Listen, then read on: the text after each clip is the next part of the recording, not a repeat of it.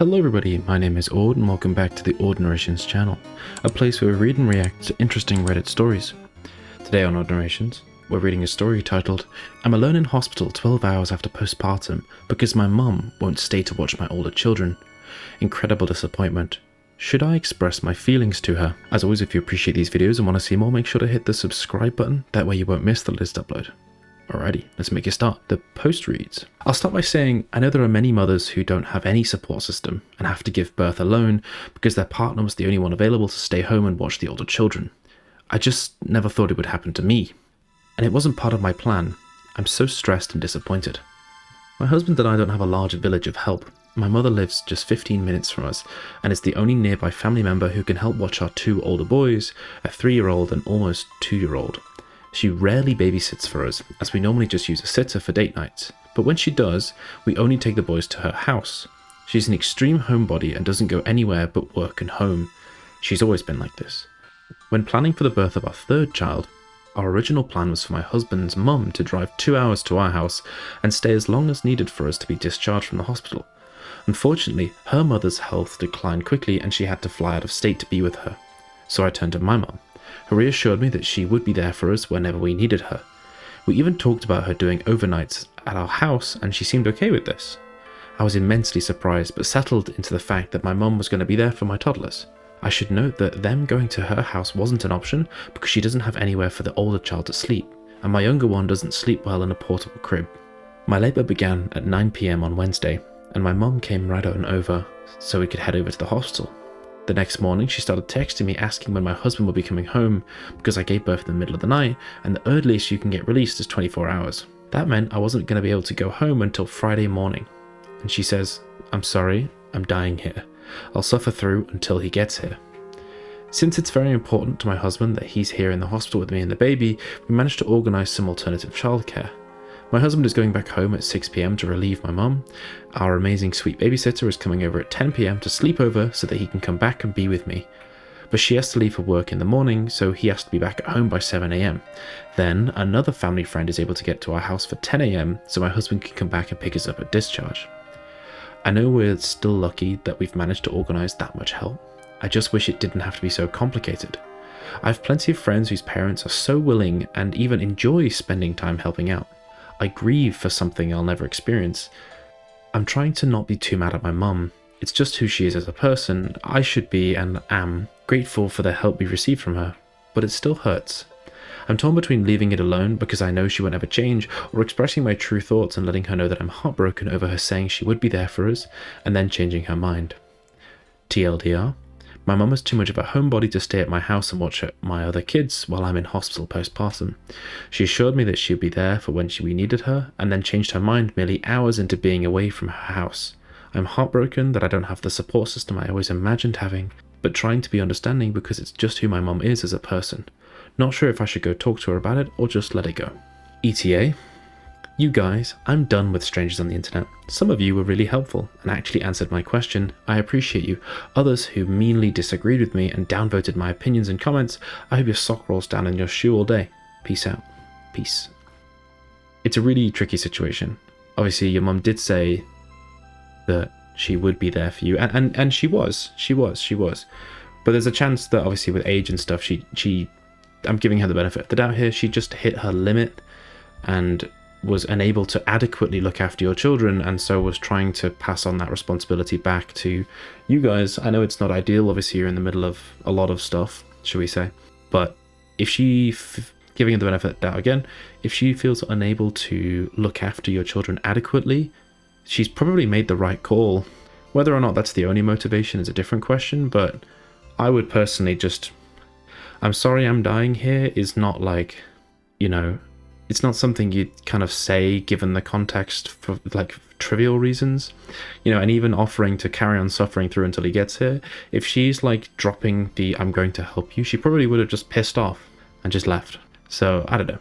I think I understand. I appreciate the frustration and it's tricky, but I wouldn't be too mad at her. I'd be more thankful for the help that she did give you, right? Like, I think she probably did hit her limit. I'm managing 2 kids, especially if you're older, it's tricky because kids have just infinity energy, and we adults don't anymore. If you made it this far in the video, make sure to hit the like button and hit the subscribe. That way you won't miss the latest upload. Alrighty, let's see what the community says. Someone's left a comment saying she shouldn't have agreed to it, and when she realized she was hating it, she should have just sucked it up and managed. Yes, it's not ideal, yes, it's hard work, but it's a short space of time on one occasion. You have every right to be hurt and frustrated. Someone else replied saying, I don't know, ever consider that her not wanting to leave her home is a mental health issue? Because it sure sounds like one. Someone else replied saying, sounds more like agoraphobia than just homebody. If home and presumably work are the only safe spaces for her, anywhere else she's going to be suffering a lot of anxiety, especially if she's always been like this. If this is the first time in however many years she's really tried to push herself outside of that comfortable space, it's not surprising she wouldn't cope. I'm guessing she wanted to be there for OP, then found out she'd bitten off more than she could chew. I'm definitely not saying she shouldn't have just white-knuckled it, but sitting on the edge of a panic attack doesn't really let you think rationally. I don't think her behaviour is okay, and this might not even be the case at all, just giving an alternative theory. Fair point. Someone else left a comment saying, I expect that this will make you second guess any time she says she will do something outside of the norm for her. If an emergency happens and she says she'll stay with the boys, you'll wonder how long she'll really stay. You have a limited support network, so I would encourage you to tell your mum that you're disappointed she couldn't do what she said she would do. You have a brand new baby today, you don't want to be having these thoughts. You needed her support and she let you down. You deserve to have that conversation with her. Someone replied saying this, sure, your mum isn't obliged to help, but she let you down big time here, and you have learned that you cannot trust her, yes. I'm so sorry, OP. Focus on building bonds with other parents and things. Someone replied saying, I think that once she promised she would help, she should have stayed. Your word is your obligation in my opinion, but I understand what you mean. Someone replied saying, yeah, that's what I mean about how you can't trust her yes anymore. It's hard. Someone left another comment saying she came right over and spent 21 hours straight watching her 2-year-old and 3-year-old. I'm not 100% sure why your husband couldn't come back to the house or why having a 4 hours to yourself after childbirth is so terrible, but in a few days or weeks you probably won't feel as strongly as you do in this moment. Someone replied saying, the issue is that Grandma didn't do what she said she would do, which left OP piecing together another plan last minute when she should have just been able to trust her mum's word and focus on healing. My mum's flaky too, OP. Personally, I've just learned to accept it and never plan around her schedule or promises. Someone left another comment saying, I think you're being a little dramatic. Your mum dropped everything when you needed her. She came right over and stayed with your kids when you needed to go to the hospital. She stayed there all night. Your husband was there for the birth. He doesn't need to be with you 24/7 now. You'll be okay at the hospital without him for a few hours. There are nurses popping in all the time to check on you. Yes, it would be nice if your mum could come back over when it's time for your husband to come and get you when you've been discharged. And I could see being disappointed that you had to scramble for an alternative coverage, and yes, she was a bit childish to be texting you, but I think she didn't realise your husband meant to stay, because that's kind of unusual. Someone left another comment saying, I think your mum overpromised herself because she had genuine desire to be there for you and help you, but ultimately she overdid it and left you in a difficult situation. Chances are that she will apologise to you herself. If she doesn't bring it up in a week or so and you're still feeling like this, talk to her gently. Yeah, I think that I completely agree with that one. Someone else left a comment saying, your mum just watched 2 toddlers for an entire day. She works full time and has her own life. She needs some rest herself. Give her some grace. You're hardly alone. You're an experienced mother surrounded by doctors and nurses. You're an adult who chose to have a 3rd child under 3, apparently. Someone replied saying, OP's post is really me. In addition to all you've mentioned, I also can't believe that OP is complaining about spending an entire, 7 hours by herself in the hospital. Oh, tricky stuff. It's interesting to see a few different opinions, sometimes on Reddit posts. They're always the same cookie cutter answers, like, this is the one answer, this fits in the square hole type beat. Yeah, it's interesting seeing a few different perspectives and a few different theories here. I'm agreeing the one that's most similar to my thought on this, but in my opinion, I think the grandma, I guess, just overdid it. She probably overpromised, and yes, that is a mistake on her part, and she should apologise if she doesn't. But yeah, I suspect it's probably just not that deep. If she has agoraphobia, fair enough, she was probably having a panic attack the entire time. Or, not agoraphobia, sorry, like anxiety about being away from home. I don't know if that's agoraphobia. Yeah, what do you think OP should do? What would you have done in OP's shoes? Let me know in the comments. Alrighty, let's move on to story number 2.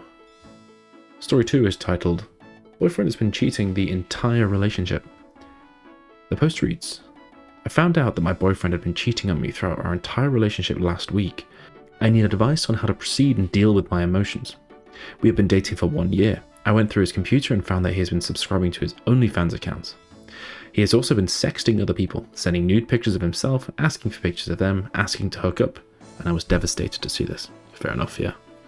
I had this nagging feeling that he had been doing something like this. Our first argument was about him flirting with his female friend at a party. He left me in the middle of our conversation to go talk to her. He denied it and said that I was imagining things. His family also said that I misinterpreted it.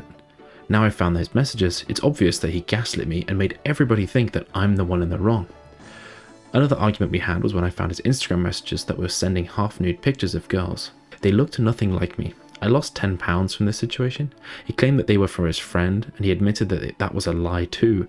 Again, at that time, everybody thought that I was overthinking the situation. His family blamed my reactions on my bad relationship with my mum, but now it's obvious that I was right feeling this way.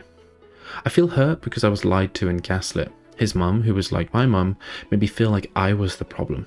I asked her for advice. She said that it was my decision, but advised me to stay. We get along well. He's my best friend. She said that he's young and a boy and that this would happen eventually. She said to learn to forgive and work through things. Yeah, of course she did. She also turned things on me that I was not loyal, which is a lie. She said that a boy was flirting with me at my workplace and that I reciprocated, which is not true. I did not know that he was doing that and I was only doing my job. I've never flirted, texted or cheated with another man. I'm very loyal and absolutely hate cheating. I made my boundaries clear from the beginning. OnlyFans is cheating to me. Following half-naked girls is cheating. Flirting is obviously cheating. I told him that porn was fine, but he said that he never watched porn. Yeah, because he was too busy gooning over OnlyFans. He said that he only wanted me and didn't find other girls attractive. Big lie. He would tell me that he loved me and that I was the most beautiful girl in the world. All of that was a lie. He also said that he hated cheaters too. He asked if I was cheating on him. He said that if I ever cheated on him, he would be devastated. I would never want to hurt him. I often confronted, screaming and crying. We talked for hours. He was crying and apologized for everything. I tried breaking up with him, but he wouldn't let me.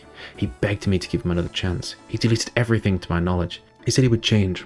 I don't trust or believe him anymore. I gave him so many chances. Reflecting on the relationship, I haven't been completely happy or secure in a while. My body is in constant pain from the stress the situation has brought me. I have severe back pain that won't go away. I also have severe digestive issues. He's been giving me massages and making me food and doing everything I ask of him. I feel hurt because it took this to happen for me to be treated right. I feel like he never respected or loved me. I feel used because I gave so much for him. I don't know if I should stay or leave. I ask for advice on, should I stay or leave? How do I deal with my emotions? Do men really love you if they cheat like this? And any other advice is welcome. Thank you. I think in this situation, this guy's obviously got a history of lying and manipulating OP into sort of making himself look good and her look bad in the process to save his own reputation. Partly as a means to carry on doing what he's doing to OP. If it were me, OP, I'd be out of there. I wouldn't waste my time. To be honest, the red flags, I think this is a good example of some of the stuff we've seen in the other videos, which is like people kind of deliberately ignoring red flags left, right and center. Like the first time, you know, he did something like that and then like gaslit you and was like actively trying to like turn everyone against you. That's a big red flag in my opinion, that like this is not the guy. He is not him.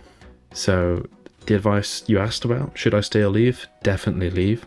How do you deal with your emotions? To be honest, I don't think the healing can really begin until after you separate yourself away from this, you know, toxic individual. I wouldn't really use that term lightly, but to the touch, he clearly is. And do men really love you if they cheat like this? Definitely not. No. I can definitively say no, even if they say they do. Right. Thank you for getting to this part of the video. If you haven't already liked and subscribed, those buttons are definitely feeling lonely by now. Alrighty, let's take a look at the comments. Someone's left a comment saying, he's lying. He has a mother who thinks it's okay to cheat because he's a boy. Yeah, get out now. Also, someone can't stop you from breaking up with them. It's over. Bye. Block. If you stay the next time he cheats, and he will, it'll be on you for staying. Someone else left a comment saying, nah, just leave. You're young, he isn't the only man in the world. You'll find someone who deserves your love and energy. Please don't waste any more of your youth on this piece of shit. Also, not all men are like this. I'm happily married and I love my wife and I don't cheat. And seeing a professional therapist does help. Someone else left a comment saying, I had a fiance cheat on me. I was devastated. Couldn't eat, couldn't sleep, couldn't concentrate at work. I went from 220s down to 185s in about 2 months. I had a great friend that literally pulled me out of the front door of my apartment. We hit the gym, played D&D, played softball. It kept me busy and it took my mind off her. I completely cut off contact with her, told my friends I didn't want to hear anything about her. Unfortunately, I was the best man in a wedding where she was the maid of honor. Did it hurt to see her? I was actually surprised that it only stung a little. 2 weeks later, I met the woman that would become my wife. Best thing in my life. I say this to show you that you can get through this. Get out with friends, volunteer at different agencies, keep busy, and you will be able to look back and say, that wasn't that bad. Best of luck. Someone left a comment saying, leave. Staying with a cheater is miserable. Never met a person who regretted leaving, but almost all regretted staying. Preach. Someone else left a comment saying, it took me months to gather the courage to leave, and I'm glad I finally did. Once trust shatters, it's near impossible to build. You can find room in your heart to forgive them, but you may never forget, and you shouldn't forget, in my opinion. Anything is cheating if you're engaging in things you can't confess to your partner. Send a DM if you'd like to talk. Having gone through infidelity myself, I think we can both benefit from having a conversation. Someone else left a comment saying, it's only been a year, so get out before you waste any more time on this man. You say this woman is like a mother to you, but do you really want to deal with someone who will excuse or even hide her son's cheating? Fantastic comment. Is she really looking out for you, or is she making you think that she is to look out for her son? You know, if she can find someone her son can kind of abuse, basically, and will stay around because she trusts the mother, that's an ideal candidate. Makes me question what her dad was like. Right. I think the comments pretty much nail it. Run. Alrighty, we'll have to finish there today. What do you think OP should do? What would you do in OP's shoes? Let me know in the comments. As always, if you appreciate these videos and want to see more, make sure to hit the subscribe button. That way you won't miss the latest upload. Alrighty, we'll have to finish there for today. Thank you very much for listening, and I will see you in the next one. Bye-bye.